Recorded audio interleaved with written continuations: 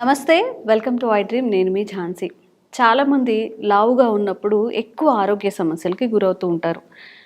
వాళ్ళ జీన్స్ని బట్టి కానివ్వండి, తల్లిదండ్రులు లావుగా ఉండడం వల్ల అదే పిల్లలకి రావడం, లేకపోతే ఇప్పుడున్న ఫుడ్ హ్యాబిట్స్ ఎక్కువ జంక్ ఫుడ్ తినడం వల్ల చిన్నపిల్లలు కూడా తొందరగా ఓవర్ వెయిట్ అయిపోతున్నారు. దానివల్ల చాలా దీర్ఘకాలిక సమస్యలు కూడా వస్తున్నాయి. మరి దీనికి ఆయుర్వేదంలో మనం ఫుడ్ హ్యాబిట్స్ని మార్చుకోవడం కానివ్వండి, మనం తినే అలవాట్లను మార్చుకోవడం కానివ్వండి, లేకపోతే చిన్న చిన్న చిట్కాలతో కాస్త తక్కువ టైంలో వెయిట్ తగ్గే అవకాశాలు ఏమన్నా ఉన్నాయా? ఈ విషయాలన్నీ ఈరోజు తెలుసుకుందాం. ప్రస్తుతం అంతా ఉన్నారు ఆయుర్వేద వైద్యులు చిట్టుబొట్ల మధుసూదన్ శర్మ గారు. నమస్కారం అండి. నమస్తే. సార్, అందరిలో వెయిట్ తగ్గడం అనేది చాలా పెద్ద సమస్యగా మారుతుంది. ఏదైనా న్యూ ఇయర్ స్టార్ట్ అయినప్పుడు కూడా నీ రిజల్యూషన్ ఏంటి అంటే ఈ ఇయర్ బరువు తగ్గాలి అని చెప్తూ ఉంటారు. ఒక 2 months తర్వాత జిమ్ జాయిన్ అవ్వాలి, ఎలాంటి రెజల్యూషన్స్ అన్నీ పెట్టుకుంటారు. బట్ కొన్నాళ్ళ తర్వాత లేదు, చేయలేకపోతున్నా, వర్క్ బ్యాలెన్స్ చేయలేకపోతున్నాను, ఇలాంటివన్నీ చెప్తూ ఉంటారు. ఈ ఓవర్ వెయిట్ అనేది ఎందుకు మనం ఎక్కువ ఓవర్ వెయిట్ అవుతాము అంటే మన తినే అలవాట్లు, ఫుడ్ హ్యాబిట్స్ వల్లనే ఇలా అవుతామా, లేకపోతే ఇంకేమైనా ఆరోగ్యపరమైన సమస్యలు ఏమైనా ఉంటాయా? మీరు అన్నట్టు 2 ఉన్నాయమ్మా. సో ముఖ్యంగా ఎక్కువ శాతం మందిలో తీసుకునేటువంటి ఫుడ్ అమ్మా. అందుకే వెయిట్ పెరిగే కొద్దీ క్రమంగా దాని పేరు కూడా మారిపోయి ఒబెసిటీ అనే పేరుతో మొదలవుతుందమ్మా. ఎక్సెసివ్ వెయిట్ అంటారు జనరల్ గా, ఆ స్థాయి దాటిపోతే obesity. Next morbid obesity. So morbid obesity విపరీతం అనమాట. విపరీతం మార్బిడ్ స్థూలముని, దానికి ఇంకా అంత ఉండదు. సో యాక్చువల్ గా ఓబ్ అంటే అతిగా అనేటువంటి అర్థం అమ్మా ఇతర భాషలో. ఓసిస్ అంటే తినడం. సో అతిగా తినడం వల్లనే ఎక్కువ శాతం మందిలో ఈ ప్రాబ్లం వస్తుందమ్మా. ఎక్కువ శాతం మందిలో, అందరికీ అని చెప్పి, కొంతమంది ఫుడ్ తక్కువ తీసుకున్నప్పుడు వెయిట్ పెరుగుతుంటారు, చాలా మందికి డౌట్ వస్తుంటే. ఎక్కువ శాతం మందిలో తినేటువంటి పదార్థాలు అతిగా తినడము, పోషకరహితమైనటువంటి ఆహార పదార్థాలు తినడము, తిండి ఎక్కువగా పని తక్కువ ఉండడం. అంటే శారీరక శ్రమ తక్కువ ఉంటుంది, మానసిక శ్రమ ఎక్కువ ఉంటుంది. శారీరక శ్రమ ఉన్నప్పుడు కొంచెం లావునా పర్లేదమ్మా, పర్లేదు. మనం ఆహారం ఎక్కువ తీసుకున్నా శరీరానికి శ్రమ ఉంటుంది కాబట్టి ప్రాసెస్ జరుగుతుంది, మెటబాలిజం జరిగి ప్రాబ్లం ఉండదు. సార్, జనరల్ గా మనం ఓల్డ్ మూవీస్ లో చూసుకుంటే హీరోస్ కానివ్వండి, విలన్స్ కానివ్వండి, ఇంత పొట్టుతో చాలా బలిష్టంగా ఉండే వాళ్ళు. ఎస్వి రంగారావు గారు కానివ్వండి, అలాంటి వాళ్ళు. ఇప్పుడు అదే స్టైల్లో ఇప్పుడు ఉంటే వాళ్ళకి ఒబెసిటీ అని కానీ, లేకపోతే అన్ని హెల్త్ ఇష్యూస్ ఉన్నాయని చెప్తున్నారు. మరి ఎలాంటి ఫుడ్ తీసుకుంటే వాళ్ళంతా తిన్నా, అంత లావుగా ఉన్నా వాళ్ళు హ్యాపీగా పని చేసుకోగలిగారు? మన తాతయ్యలు కానివ్వండి, బాబాయిలు అన్నప్పుడు అందరు లావుగానే ఉంటారు, బట్ వాళ్ళెవరు కంప్లైంట్ చేయరు, షుగర్, బీపీ ఇవన్నీ. ఇప్పుడు పిల్లల్లో ఎక్కువగా బరువు పెరగడం, చిన్న చిన్న పిల్లలకే అన్నీ అవి ఉన్నాయి, ఇవి ఉన్నాయి, తిరద్దని చెప్పేస్తున్నారు. ఎందుకంటారు? ఈ చేంజ్ ఏంటంటారు అప్పటికి ఇప్పటికి? చాలా మంచి ప్రశ్నమా. నిజంగా వాళ్ళు ఎత్తు అలాగే ఉండేవాళ్ళు, వెయిట్ కూడా బాగా ఉండేవాళ్ళు ఉంటారు. అదంతా మజిల్ వెయిట్ అమ్మా. ఇప్పుడు మన వాళ్ళలో వచ్చేది ఫ్యాట్. కండపుష్టి అంటే ఎగ్జాక్ట్లీ చెప్పారమ్మా. కండపుష్టి వేరు, కొవ్వు పుష్టి వేరమ్మా. సో వాళ్ళకేమంటే కండపుష్టి ఉండడం వల్ల అంత శక్తివంతంగా పనిచేశారు, దృఢంగా చూసేదానికి కూడా అంత ఇదిగా ఉండేవాళ్ళు. ఇప్పుడు కొవ్వు పుష్టి ఉండడం వల్ల 2 అడుగులు వేసరికి ఆయాసము, పని చేత కాకపోవడము, నీరసము, నిస్త్రాణ, రకరకాల జబ్బులు. కాబట్టి వాళ్ళకు కండపుష్టి ఉండేది అనమాట. వాళ్ళు తీసుకునే ఆహార పదార్థాలు కూడా అలాంటివి అమ్మా.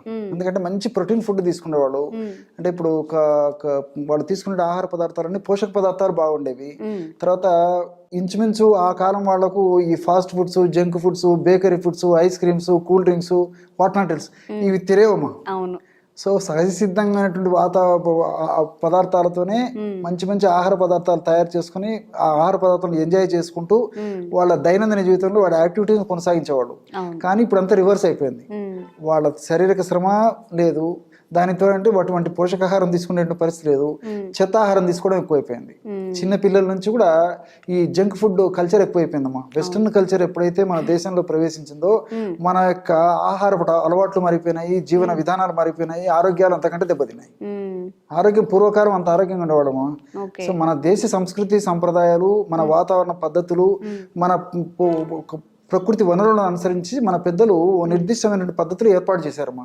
ఈ టయానికి నిద్రపోండి, ఈ టయానికి ఆహారం తీసుకోండి, ఈ టైంలో ఇలాంటి ఆహారం తీసుకోండి. అవన్నీ మనం ఏంటంటే ఆ పెద్దలు ఏదో ఆ రోజు చెప్పారులే, ఈ రోజు ఏమవుతుందని చెప్పేసి మనం వాటినంతా విస్మరించేసేసి ఆధునిక పాశ్చాత్య నాగరికత ప్రభావంలో పడేసేసి పూర్వపు కొండలు నొంపు కదమ్మా. వాళ్ళు ఏదో చేస్తున్నారని చెప్పి మనం చేయడంతోనే పప్పులో కాలేసాం. సో కాబట్టి ఇప్పటికైనా గుర్తెరిగేసి మన పెద్దల మాట సద్దిమూట కాబట్టి మన పెద్దలు చెప్పినట్లు మన భారతీయ సంస్కృతి సాంప్రదాయాలు ఆచార వ్యవహారాలు పద్ధతులను పాటించగలిగితే ఆహార విధి విధానాలు కానీ తర్వాత జీవనశైలి విధానాలు కానీ పాటించగలిగితే ఎలాంటి అనారోగ్యాలు ఉండవు, చక్కటి ఆరోగ్యం మన సొంతం అవుతుంది, నిండు నూరేళ్ళు ఆరోగ్యంగా ఆనందంగా ఉండేటువంటి పరిస్థితి అంతే ఉండాలి కదమ్మా. ఆ పద్ధతులు చేయగలుగుతూ ఉంటారమ్మా. ఓకే. అయితే ఇప్పుడు అందరు చెప్తున్న మాట ఏంటంటే అన్నం తినద్దు అని చెప్పి, మరి మీరు అన్నట్టుగా అప్పట్లో అయితే మంచిగా ఇంత అన్నం పెట్టేసుకొని చక్కగా పచ్చళ్ళు కూరలు పెరుగన్నంతో సుష్టిగా ఫుల్గా స్టమక్ ఫుల్గా తినేసేవాళ్ళు. ఇప్పుడు అదే అన్నాన్ని ఇప్పుడు తినద్దు అని చెప్తున్నారు. మరి దీనికి మీరేం చెప్తారు? అందుకే ఆ రోజు ఒక్క పూట తప్పితే 2 పూటలు తినేసి ముగించేవాళ్ళమ్మా.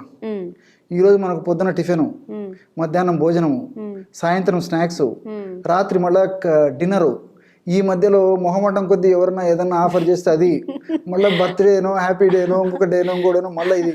సో రాత్రి పూట 12 తర్వాత అందరు కలిసిన తర్వాత ఏదో ఒక ఫంక్షన్ చేసుకుంటే మళ్ళీ అప్పుడు ఫుడ్, ఎగ్జాక్ట్లీ తెల్లవారుదామన్న ఫుడ్. సో ఈ పద్ధతులు మొత్తం వాడుకోవడం వల్ల జీవన వ్యవస్థనే అస్తవ్యస్తం అయిపోయి ప్రేవుల్లో చెడు బ్యాక్టీరియా పెరిగిపోయి దాని వల్ల కూడా క్యాలరీస్ పెరిగిపోయేసి పద్ధతి జరుగుతుందమ్మా. కాబట్టి పూర్వకాలంలో ఉండేదమ్మా, తీసుకుంటే ఏకభుక్తం లేకపోతే 2. సరే, ఇప్పుడు మనం అలానే 2 సార్లు రోజుకి 2 సార్లు తినేసి అన్నం పప్పు అన్ని 2 పూట్ల తినొచ్చా హ్యాపీగా? మన శరీర శ్రమకు తగినంత తీసుకోవాలి. దాంతోపాటు ఇప్పుడు మనం తీసుకునేటువంటిది తెల్లగా ఉన్నటువంటి మల్లెపూలు లాంటి బియ్యంతో తయారు చేసుకున్న అన్నం తింటున్నామ్మా. దాంట్లో పిండి పదార్థాలు తప్ప ఏముండవు. అలా కాకుండా ముడి బియ్యంతో చేసుకునే పదార్థం కానీ ముడి గోధుమలతో తయారు చేసుకునే పదార్థం కానీ మన శరీరానికి ఎంత అవసరమో అంత తీసుకుంటూ చక్కటి వ్యాయామాలు కొనసాగిస్తూ సహజ సిద్ధమైనటువంటి ప్రకృతి సిద్ధమైనటువంటి ఆహార పదార్థాలు తీసుకుంటే ఎలాంటి ఇబ్బంది ఉండదమ్మా. సో మీరు టిప్ అడిగారు, చాలా మంది ఎదురు చూస్తుంటారు ఆ టిప్ ఏంటని చెప్పేసి. వెయిట్ లాస్ అయ్యేదానికి సింపుల్ గా చెప్తాను చూడమ్మా. దీనికి 2 పదార్థాలు అందరికి తెలిసినటువంటివి. నేను ఒక్కటి గెస్ చేయొచ్చా? జీలకర్ర. ఎగ్జాక్ట్లీ. ఎలాగ అనుకున్నారమ్మా? అంటే మీ వీడియోస్ ఇంతకు ముందు ఎక్కడో చూసాను. అవును, జీలకర్ర చాలా అద్భుతంగా పనిచేస్తుంది, వెయిట్ లాస్ కి యూజ్ అవుతుంది. ఎగ్జాక్ట్లీ. అది ఇప్పుడు టిప్పులో కూడా అది కూడా చెప్తానమ్మా. ఓకే. సో పునర్నవ పొడి అని చెప్పేసి దొరుకుతాము. గలిజేరు పునర్నవ అంటే కొత్త జీవితాన్ని ఇస్తుంది అనమాట, సెల్స్ కు కొత్త లైఫ్ ఇస్తుంది అనమాట. సో పునర్నవ గలిజేరు పౌడర్ మార్కెట్ లో దొరుకుతుందమ్మా. 50 grams జీలకర్రను వేయించి చేసినటువంటి పొడి, మీరు ఏదైతే అడిగారో అదే పొడి అమ్మా.